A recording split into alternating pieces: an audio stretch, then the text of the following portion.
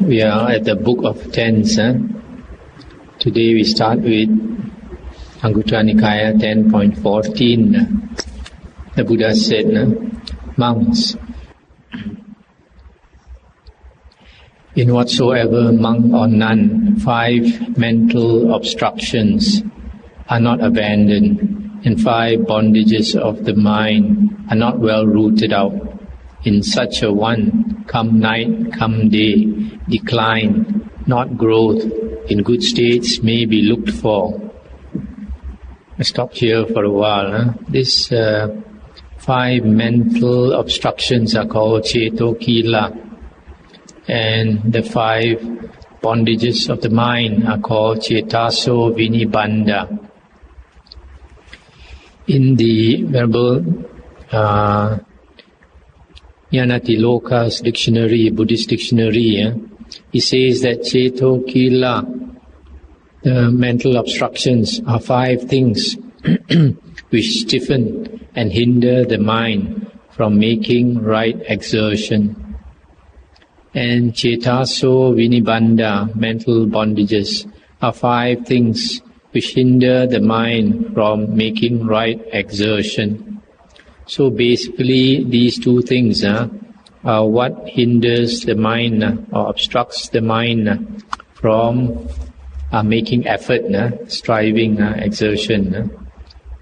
Now these 2 things are also described in the Majjhima Nikaya, Sutta number 16. And then the Buddha continued, and of what sort are the 5 mental obstructions not abandoned? Herein a monk has doubts and waverings about the teacher. He is not drawn to him. He is not sure about him.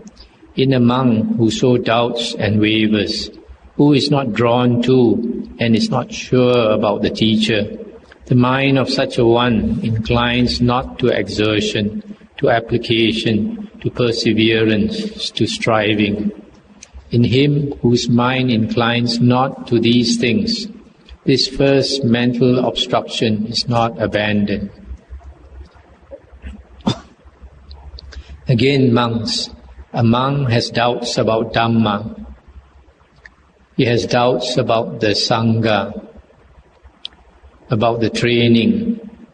He is annoyed or vexed with his companions in the holy life, displeased, troubled in mind. In a monk who is thus, his mind inclines not to exertion, etc., to striving.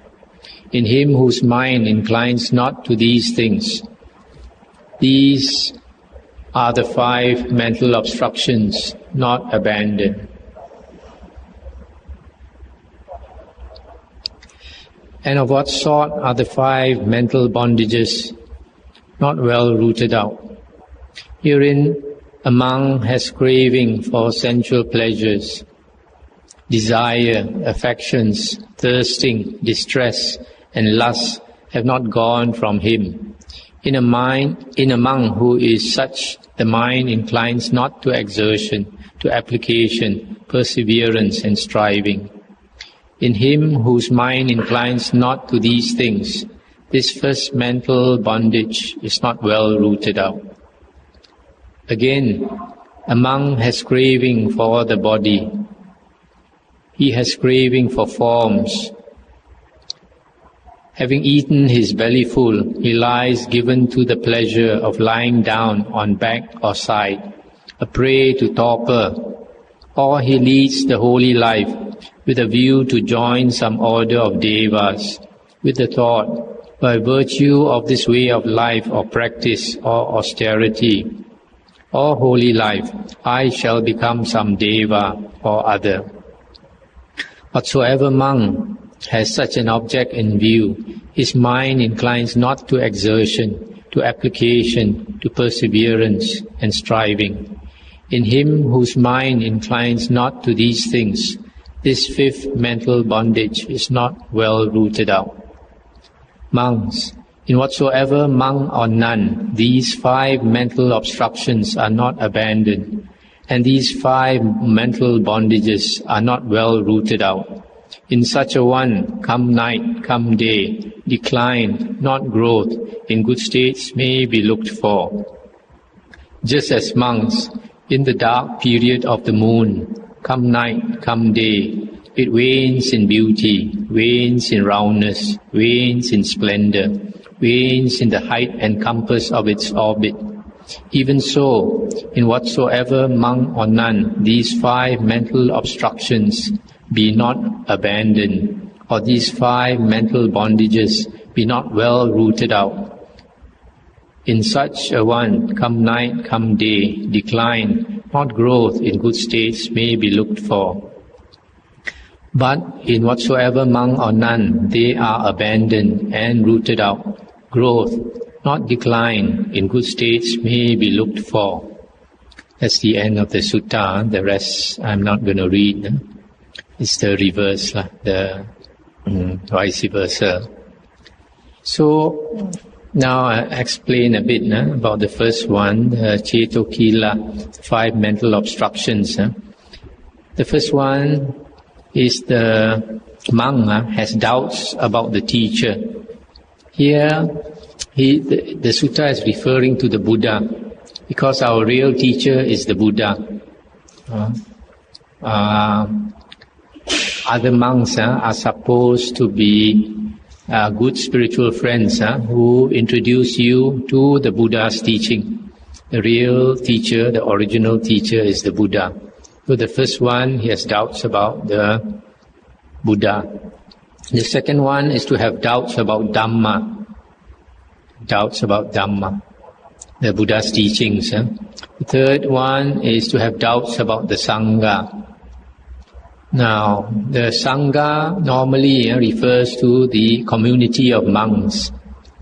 This you can see from the Majjhima Nikaya. Every time somebody takes refuge with the Buddha, Dhamma and Sangha, they refer to the Bhikkhu Sangha.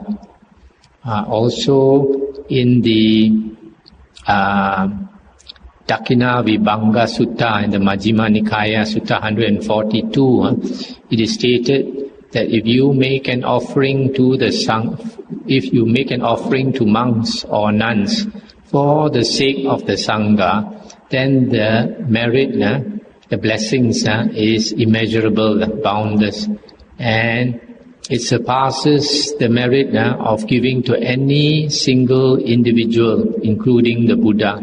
And even if the monks or nuns that you make an offering to are corrupt, they don't keep the precepts, etc., still, if you make that offering for the sake of the Sangha, then your merit is boundless. So, that is the Sangha. Again, some people say when you say Sangha, it refers to the Arya Sangha. This is not quite true, because even though it is mentioned sometimes that the Sangha consists of the 8 types of Arya, that is the ideal case. And if you take refuge with the Arya Sangha and you don't know who is an Arya, how do you take refuge? You see? Whereas if you take refuge with the Bhikkhu Sangha, the Sangha of monks, then anybody who wears the robe represents the Sangha of monks. Just as, for example, nowadays doctors, when you refer to a doctor, a physician, who is a doctor? A doctor nowadays is somebody who is registered with the Medical Association, right? MMA, Malaysian Medical Association. Is registered, that means he is qualified as a doctor because he has graduated from some university. And so he is given the license to practice. So you say that person who is registered with the Medical Association and practicing as a doctor is called a doctor. But ideally, a doctor is one who helps sick people, who helps sick people for the sake of doing so and not for the sake of money. So even if a person who helps people to get well, physically well, and even though he's not registered with the medical association, and, for example, he keeps the Hippocratic oath, because doctors are supposed to take an oath to help people, and they are supposed to do the best of their ability to help people who are sick and in need of help. Ideally, that person is a physician, a doctor. But sometimes you find, for example, a person may be registered as a medical doctor, but that person, he acts, sometimes you do find that some doctors or physicians, they are more concerned with money, right? So sometimes, like for example, in a big city like Kuala Lumpur, to get a doctor to make a house call is quite difficult. There are some who make house calls, but when you approach many doctors, they don't make house calls, they don't make night calls, right? So that is actually not very good, because when they take the Hippocratic oath, they are supposed to help people. So in the same way, monks are also like that. Ideally, monks should be Arya, but not all monks are Arya, and not all monks keep the precept, right? But still, because they wear the robe, they are recognized as monks. That's why when we take refuge with the Sangha, we take refuge with the order of monks. So that is the Sangha. And then the fourth one, he has doubts about the training. Training means the training of Sila, Samadhi and Panya, morality, concentration and wisdom. And under the training of morality, it means keeping the precepts, keeping Sila. And sometimes people think that the training is only Sila. Sila is only part of the training. The full training is Sila, Samadhi, Panya. So it includes keeping moral conduct, it includes meditation, and it includes studying the suttas, so that it will also help you to get wisdom. So that is the training. And then the fifth one, he is vexed or annoyed with his companions in the holy life. If a monk is critical of his companions in the holy life, then he finds fault with them, he's not happy with them, he doesn't mix with them, etc., then that is an obstruction to him, fault finding. And these are the 5 mental obstructions that hinder a monk from practicing well. And then the 5 mental bondages of the heart is craving for sensual pleasures, craving for the body, craving for forms or visual objects. And then the 4th one, he sleeps a lot, a prey to sloth and torpor.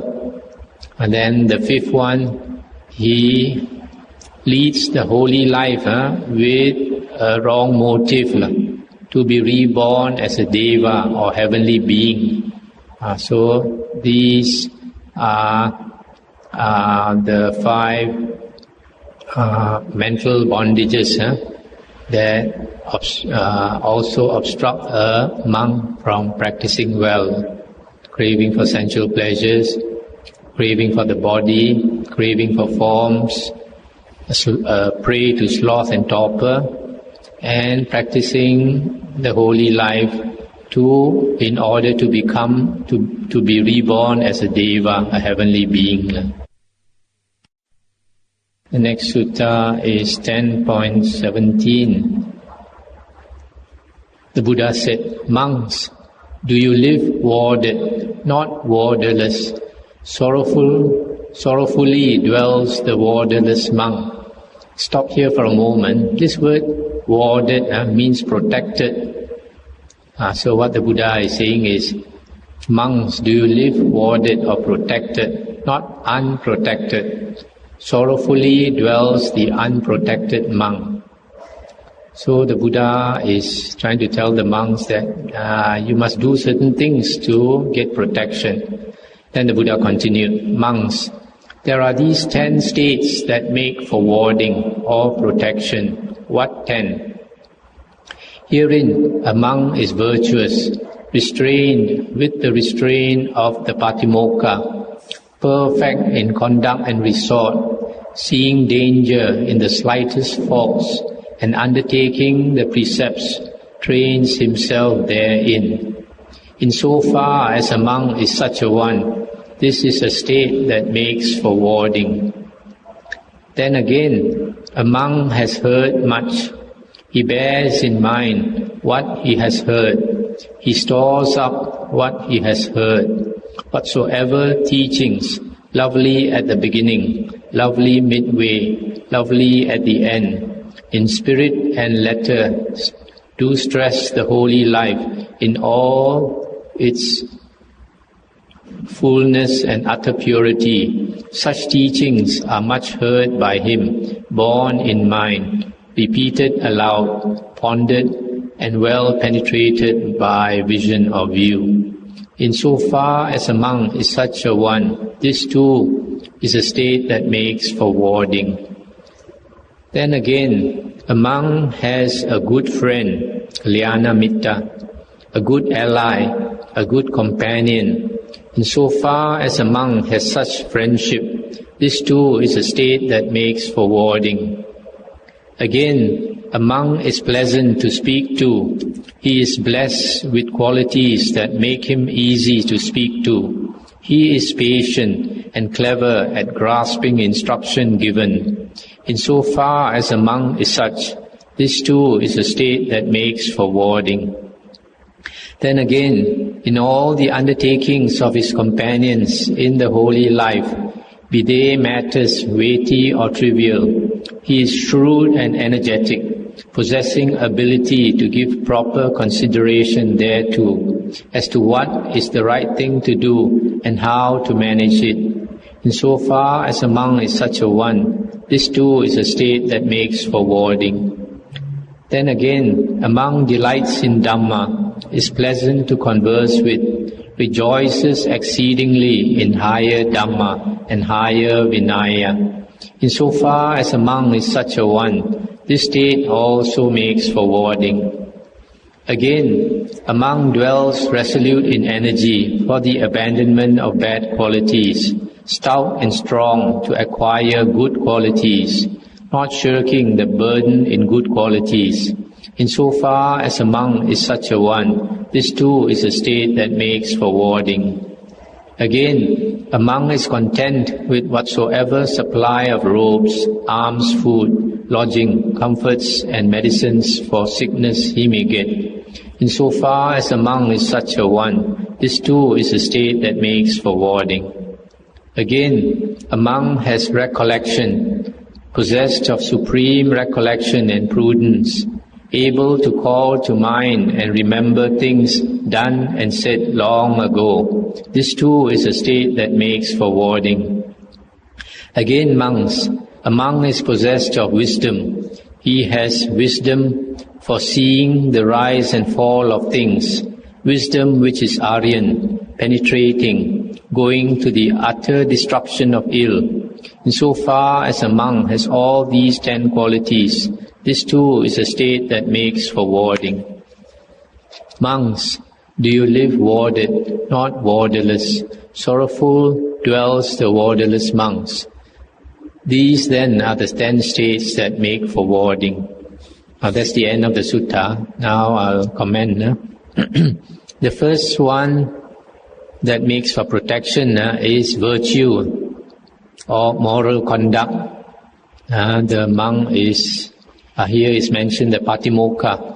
Patimoka is the code of precepts, 227, that a monk is supposed to hold as best as he can. Because it's not possible for a monk to be perfect in all the precepts. And so, however well he can uphold the precepts, he is supposed to try as best as he can. Then, so if a monk has virtue, this is a state that makes for protection. The second one, the monk has much learning. Usually there is a word that occurs in the suttas quite often. It's called Bahu Satcha and sometimes Bahu Sutta. Bahu Sutta means much hearing. Much hearing means much hearing of the Dhamma or much hearing of the suttas, the discourses of the Buddha. And then Bahu Satcha, Bahu means much, Satcha means truths. So it also means much hearing of the truths. So here the second quality for a monk, second good quality a monk should have is to hear much of the suttas, much of the Dhamma, and remember or repeat, so that memorize, so that he can remember. Then this much learning is very important, especially nowadays, because there's a lot of wrong teachings. So if a person wants to practice the holy life, he should be very familiar with the original teachings of the Buddha, so that he can have right view and not get wrong view from some other teacher. And the third quality is to have a good friend. A good friend is a Kalyana Mitta. Now in Chinese, they translate that as a good knowing advisor. But actually, literally, it means a good friend. That means a good monk friend. And normally, it refers to a monk teacher.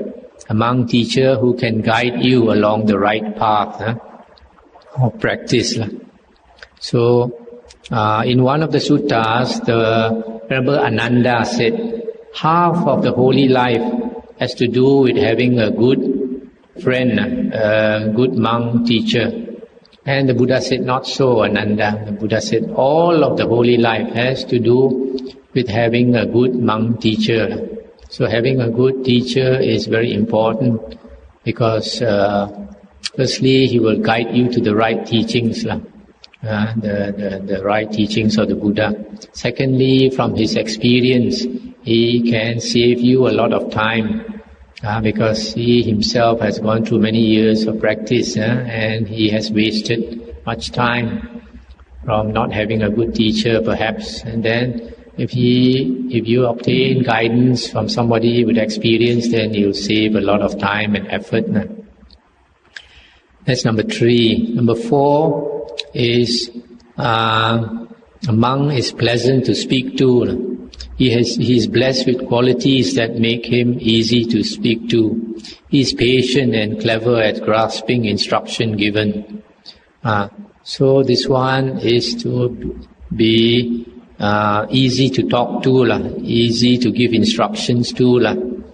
There are some people who are very stubborn, who don't take instructions. That is an obstruction.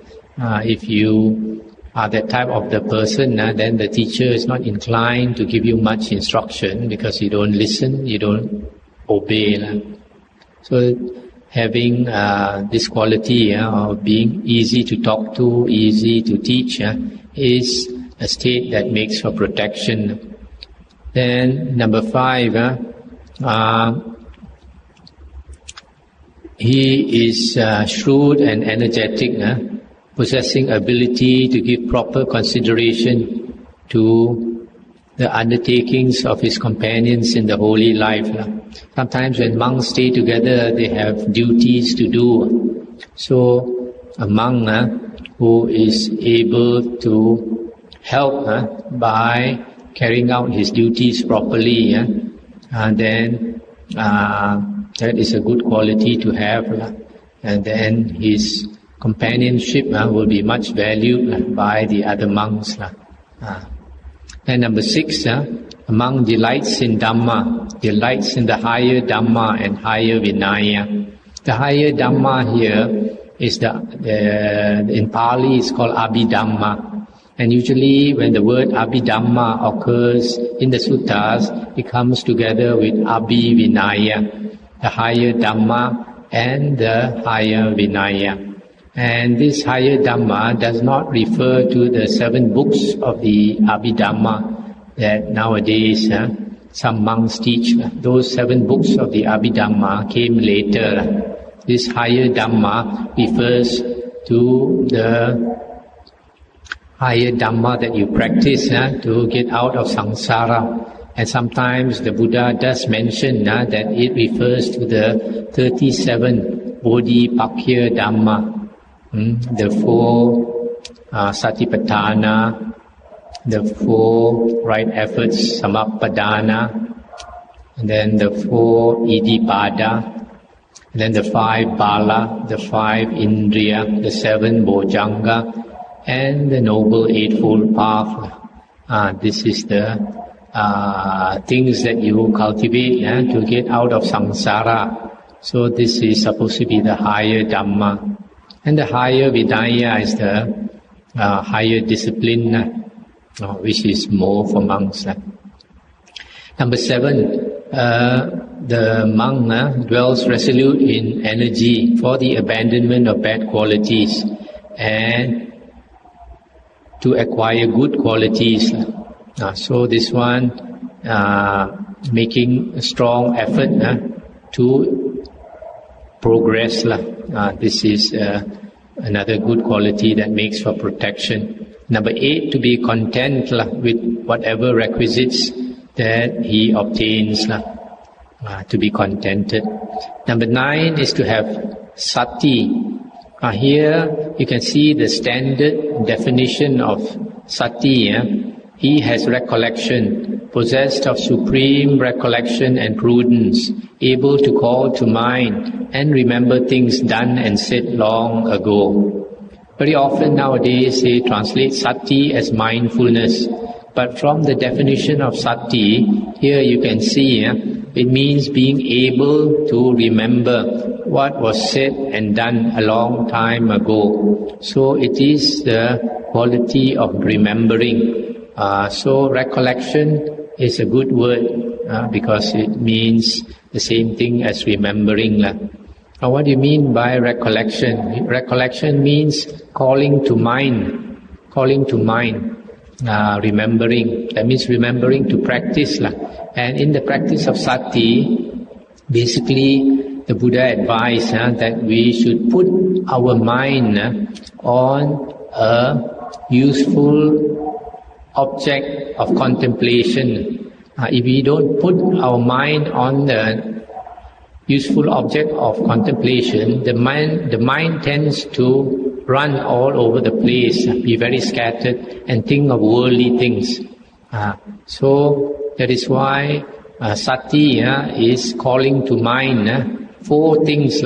Contemplate 4 things: the body, feelings, the nature of the mind, and Dhamma, the Buddha's teachings.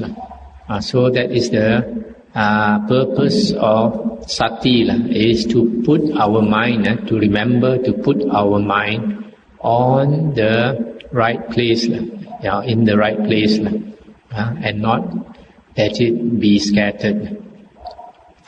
And then number 10 is to have wisdom. And usually wisdom, as is shown here, refers to having the wisdom to see the arising and the ceasing of everything in this world.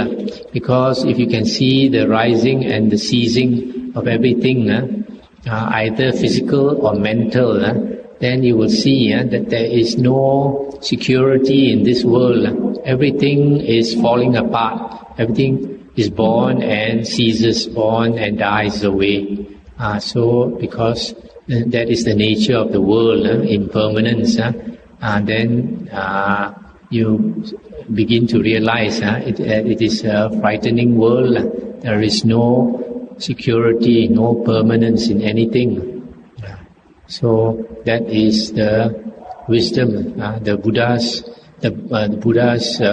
notion of wisdom is not like worldly wisdom. Worldly wisdom is to know a lot of things. But no, the Buddha's wisdom is concerned with seeing impermanence. And because of impermanence, dukkha, which is suffering or stress or distress. Stop here for a moment.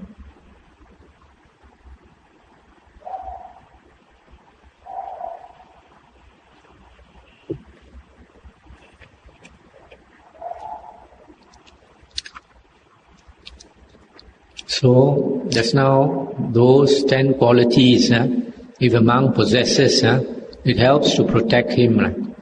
I'll just repeat. The first one is having virtue or moral conduct. The second one is to have much learning or much knowledge of the Buddha's teachings, the original Buddha's teachings. The third one is to have a good friend or a good monk teacher. Then the fourth one is being pleasant to speak to, pleasant to instruct. Then the number 5 is to have the ability to carry out duties of the Sangha. And then number 6 is to delight in the Dhamma, to have an affinity for the Dhamma. Number 7 is to be very energetic to practice or cultivate and abandon bad qualities and acquire good qualities.